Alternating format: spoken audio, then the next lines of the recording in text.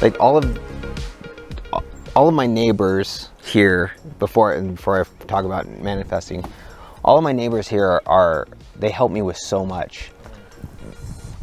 And it's because everything that I do here is for my community, for other people. It's for my family, but it's also for my community, right?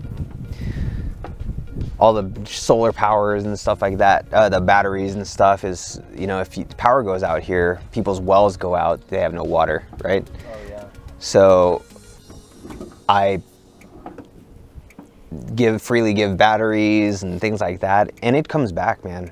It totally comes back. But it's crazy, the manifesting that and the visualization stuff that's in like The Secret and other people that teach that type of stuff. I had when I was in Buena Park, it was like maybe it was an 1,800 square foot house. My office was one of the rooms that was in the back. It had hardwood floors, and I had a stand-up desk. And I remember this was after I had watched the video version of the Secret, and after I had listened to other people talking about visualization and things like that. I was I was laying down. I think it was after the Wim Hof method stuff, the ice with learning how to handle cold. This is before I did any of the actual ice baths or anything like that, ice plunges. I was laying down on the hardwood floor, and I started visualizing where I wanted to go into the country. And I had this part of visualizing and manifesting is feeling too. Like your body doesn't know. I don't know if you ever read Psycho-Cybernetics. A heat-seeking missile doesn't stay straight, right? It has a servo mechanism in it. When it locks on to another jet or a land target or whatever, it goes, and it is constantly doing this.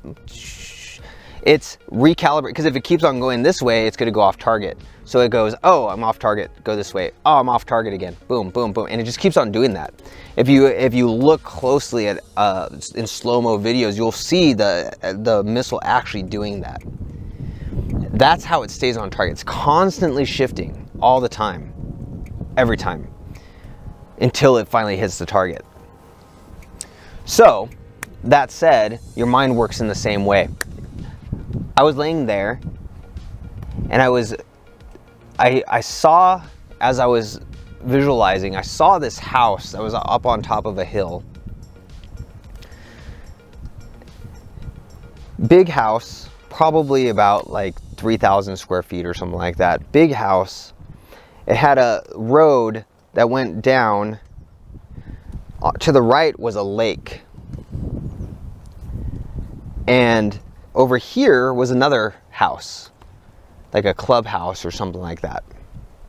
And I would just imagine myself walking that, going into the clubhouse, what it felt like, what the doorknobs felt like, going out, putting my hands in the water, what that would feel like, walking up the hill to the bigger house, seeing what the front door looked like and what the driveway looked like, and feeling if there was a dog, petting the dog, whatever it was, being ultra detailed, right? And so we're looking for a new place to stay in the country for like 3 years. 2007 and 2008, the market crashed. We could not get out of our house because we were underwater and we're upside down. And we couldn't get back out until 2015, 2016, 2014. That's when we started really looking. So it took about 3 years. And we ended up finding this place. This place is nothing like that, than what I imagined. Yes, big house in the country. I love it. It's like our dream home. Really awesome. None of the things that you see now were there on the outside. This was all done. It was all rocks and pine trees and stuff, but we just loved the place and the location. And I'm thinking, man, that's weird. Like, that's, you know, this visualization, it got us out here. But I'm thinking, like, it's, you know, it didn't work as well as I thought it did. About 2 years into being here, there's a church up here called Infant Jesus of Prague. Small, tiny little church. And you know everybody there because it's so small. And there's a lady there with her husband. Her husband's name's Rich. Her name's Kate. And we call her Nanny Kate. She's one of, I want to say, like 10 kids, but she was like the mama of all the kids. And she invited us over to her place to just bring the kids, hang out and stuff. And we go over there. It's kind of like in this back country road. You go through the gate and it's beautiful. Trees everywhere. You wouldn't even think it was over here because in the summertime, what you can see, it kind of turns into Mordor. Yeah. During the winter and during the spring, it's beautiful. It's like Narnia. But we go through the gate. It looks beautiful. And I noticed to the right, as we're driving, there's this big, huge lake. And we're driving up the road. To the left is this clubhouse-looking building. It is actually a barn that they turned into a secondary house. Wow. Looked at almost exactly like was in my vision. I just didn't know what it was. And up the hill was this 3,000 square foot house up on the top of the hill that looked virtually the same as I had been imagining. And so while it wasn't my dream house, it wasn't my house it was still the manifesting, the visualization, everything like that still got me there. It was crazy, dude. That's pretty crazy. Yeah, it's that stuff works. It works with everything. And the more everything's in your mind. Most of the people are so dumbed out. Do you know how much? This is according to the U.S. Bureau of Labor Statistics. Do you know how many hours the average American watches TV per day? Bear in mind, this was from 15 years ago when I researched this. 12. Oh, you go high. That's good. About 6 hours. So about half of that. Still a lot. 6 times what? Siri, what's 6 times 365? It's 1,800. So 1,800 hours wasted every year watching stuff that you just get sound bites from. You know, you can talk to your friends about The Simpsons. You know, say some cool little one-liner that everyone gets. Yep, dope. Exactly. That's it. That's all you get out of it, right? Yeah. I mean, diversion, enjoying a little bit every now and then, totally cool. But is it any wonder why most people are slaving away at their jobs? They're not producing anything. They're just wage slaves. They're wages. And I'm not saying that I am saying it in a derogatory way because I want them to be more than that. Yeah. But they're wages because they're sitting there just watching crap all day. And I'm sure that's average. So it's probably even closer to 8, 9, 10 for a good amount of people. Right? Oh, with watching television. Watching television. Imagine if they visualized and they manifested what they actually wanted, and then they went out and did the things to get that. Yeah. How cool would that be? Yeah, this stuff works, man. Yeah, the other book like that is The Go-Giver. It's very similar. The Go-Giver? The Go-Giver. Like you just give. Not to where you're being taken advantage of, but because you want to. Like I go and play pool 2 or 3 times a night, or a week, 2 or 3 times a week. Where do you go? Classic Billiards. And I go, you know, 10:30, 11 o'clock at night. They close at 1:30, most of the time. When you go. Dude, yeah, I'll text you. I'll just let you know I'm there. Yeah, we can totally play pool. That's awesome.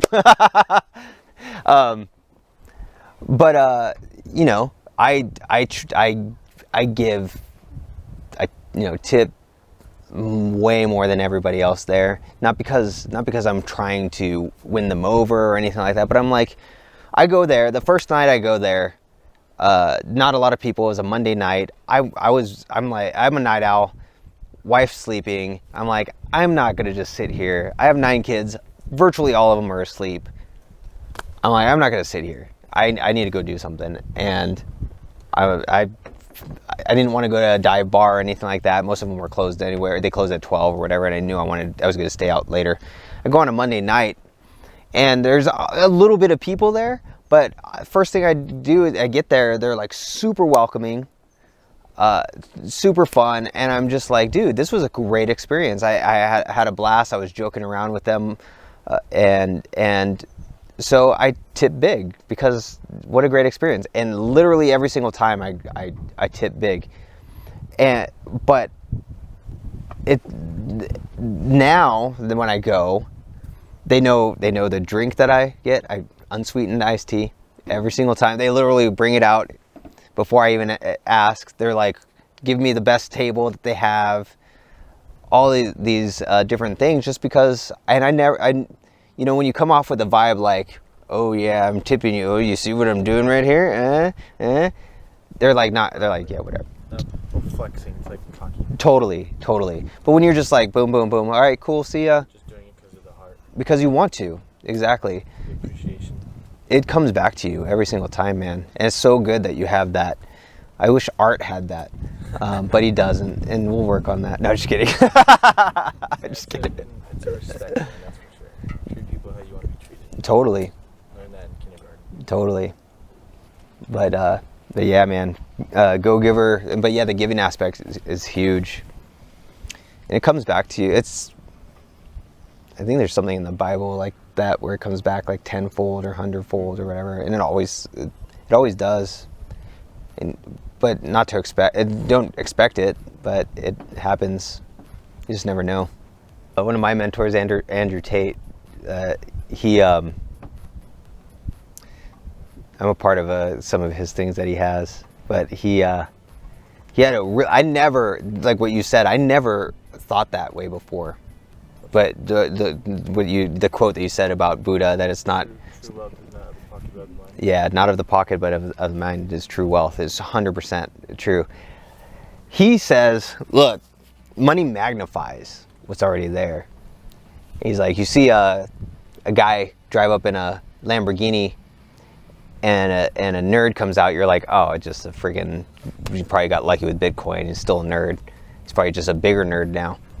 But you see a guy who comes out and he's like ripped, dressed nice, pimped out and everything, you're like, oh dude, he's a mafia boss or something like that. And like money just totally magnifies. Like there's so many douchebags that are rich, and that's why like everything is internal, and that's where like you said, the wealth is in your mind. When you have people who love you, like everyone, you know, at Halo is like, there are people at Halo who will drop everything for you. You know, how cool is that? You know, they'll drop everything for you to help you out. There are, you know, you have family, you have friends, you have people who like if I go to classic billiards and they don't have a table like available, and there's 4 other people that are waiting that just came in, and I'm one guy, when they want to give those 4, they'll still give me that one table. They'll be like, they'll just like sneak me over, right? Oh, right. Because I've given freely of myself. Yeah. They do it. And you can't, I mean, I'm sure they could put down $1,000 bill and say, hey, give us that table instead of this guy, and they'd be tempted. But in general, they're going to be like, sneak you in, you know. So, but no, it's awesome, man. Yeah, you have a good mindset. Seriously, it's things I wish I would have known when I was your age, because I didn't have that mindset really as honed in as you do. So, yeah, jiu-jitsu.